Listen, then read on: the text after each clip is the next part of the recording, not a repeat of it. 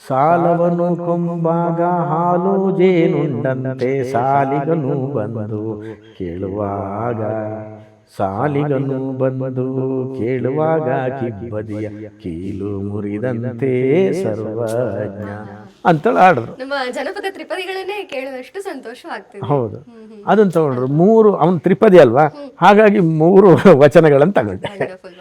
ಕಗ್ಗದ ತಗೊಂಡು, ಕವಿಗಳನ್ನು ತಗೊಂಡು ಹಿಂಗೆ ಮುಂದೆ ಹೋಗಬೇಕಾದ್ರೆ ಒಬ್ಬ ಮಹಾನ್ ವ್ಯಕ್ತಿ, ಅವಧೂತನನ್ನು ಮರೀಲಿಕ್ಕೆ ಸಾಧ್ಯವೇ ಇಲ್ಲ ಕರ್ನಾಟಕ, ಅದು ಸರ್ವಜ್ಞ. ಖಂಡಿತ ಗುರುಗಳೇ. ಹಾಗಾಗಿ ಆ ಸರ್ವಜ್ಞನ ಪದವನ್ನು ಸಹ ನಾವು ತಗೊಂಡಿದ್ವಿ.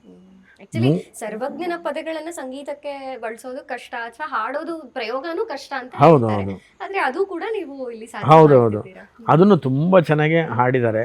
ಅದಕ್ಕೆ ಏನು ಹಾಡೋದು, ಅವ್ರು ಹೆಂಗೆ ರಾಗ ಅಂತ ನನಗೆ ಗೊತ್ತಿಲ್ಲ. ನನ್ನ ತಲೆಗೊಂದು ಏನೋ ರಾಗ ಬಂತು, ಆ ಹೆಣ್ಮಕ್ಳ ಹತ್ರ ಹಿಂಗೆ ಹಾಡ್ರಮ್ಮ ಅಂತಂದೆ.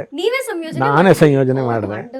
ಅದಕ್ಕೊಂಚೂರು ಮ್ಯೂಸಿಕ್ನ ಚೆನ್ನಾಗೆ ನಮ್ಮ ಪ್ರವೀಣ್ ಡಿ ರಾವ್ ಅವರು ಜೋಡಿಸಿದ್ರು.